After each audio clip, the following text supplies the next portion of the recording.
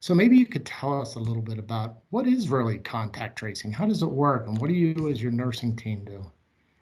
Okay, so contact tracing is a really proactive way to be able to identify potential exposures in people or people who have been associated or affiliated or in contact with someone who is a known positive.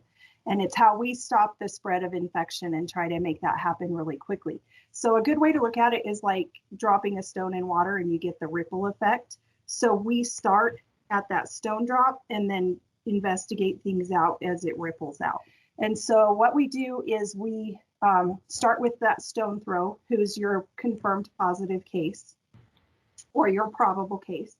And then we call them and we say, who have you been in contact with? And the different ripples are, their first ripple is their household members. Who lives in your house? The second ripple might be, where do you work? Who did you have close contact with at your work? And then the third ripple would be your social circles. And so, of course, the people who have the closest and the most contact with this person are going to be the most at risk. So that's who we want to identify first. And then probably the workplace employees, and then out from there. We ask them, well, what did your the nature of your contact with this person look like? How close were you to each other?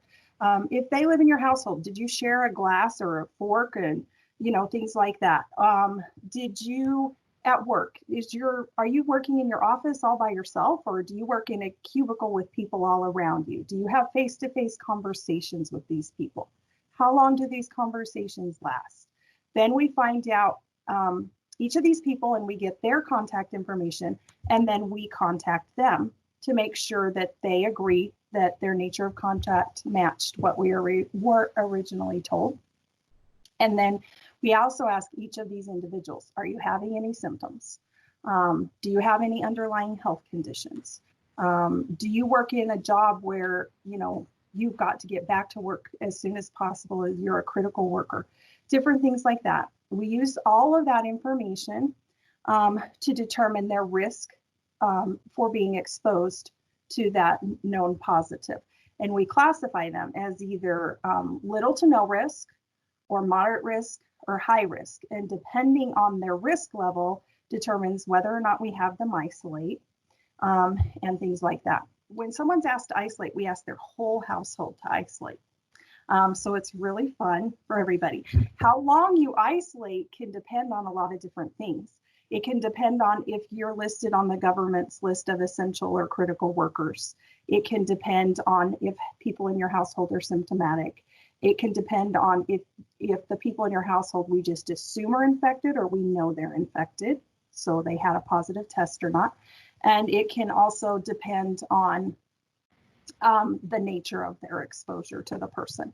But we have some households that's been 6 weeks and they are still isolating. Oh. So that is a very generic overview of contact tracing. And then we also use that information and look at it from an epidemiological standpoint. And we try to link all of these cases up to basically think of it like a family tree. How does everybody connect to everybody? And a lot of times it helps you find your source of root infection in your community, or where your key points of disease is spreading and happening. And whoa, we need to stop this over here. This branch is growing way too fast.